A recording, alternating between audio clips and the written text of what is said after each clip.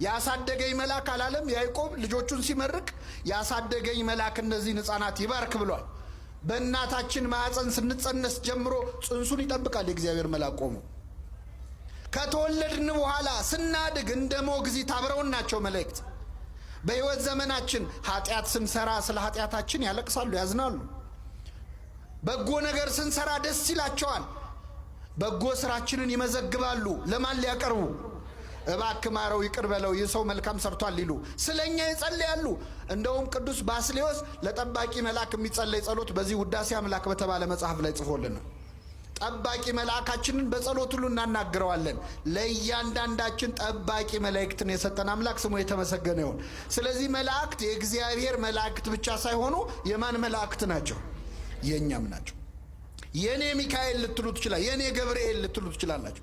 ለእያንዳንዳችን እግዚአብሔር በመዓልት በሌሊት ለኃጥኡ ለጻድቁ ለምእመኑ ለመናፍቁ ለካዱት ሰዎች ሳይቀር ጠባቂ መልአክ አላቸው። በነገራችን እግዚአብሔር የለም ለሚሉ ሰዎች ጠባቂ መልአክ አላቸው። መላእክተ ጽልመት የሚባሉ ከ99 ነገደ መላእክት መካከል አሉ። መላእክተ ጽልመት የሚባሉ የካዱ ሰዎችን ይጠብቃሉ፣ በቀን በሌሊት ይጠብቃሉ።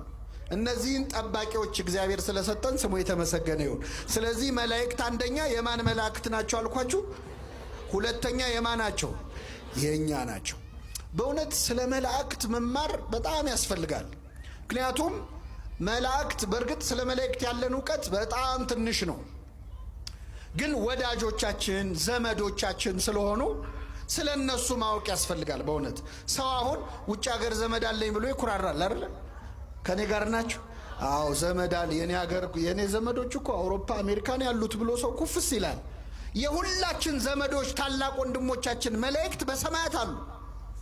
ስለ እነሱ መስማት ደስ ይላል። ስለ ዘመድ መስማት ስለሆነ መላእክት ከኛ ቀድመው የተፈጠሩ እኛ ስንወለድ ወይም ስንፈጠር እልል ብለው እግዚአብሔርን ያመሰግኑ ነበር።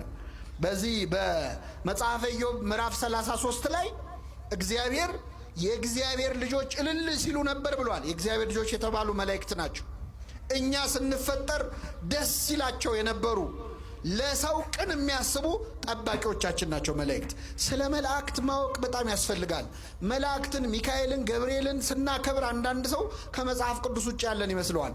መጽሐፍ ቅዱስን የሚያነብ ሰው መላእክት የሌሉበት መጽሐፍ ማግኘት በጣም ይቸገራል። በዚህ መጽሐፍ ቅዱስ በምንለው መጽሐፍ ውስጥ ከኦሪት ዘፍጥረት እስከ ዮሐንስ ራእይ ካነበባችሁ ከመጽሐፈ አስቴርና ከትንቢተ ሐጌ በስተቀር መላእክት የሌሉበት መጽሐፍ የለም። በሁሉም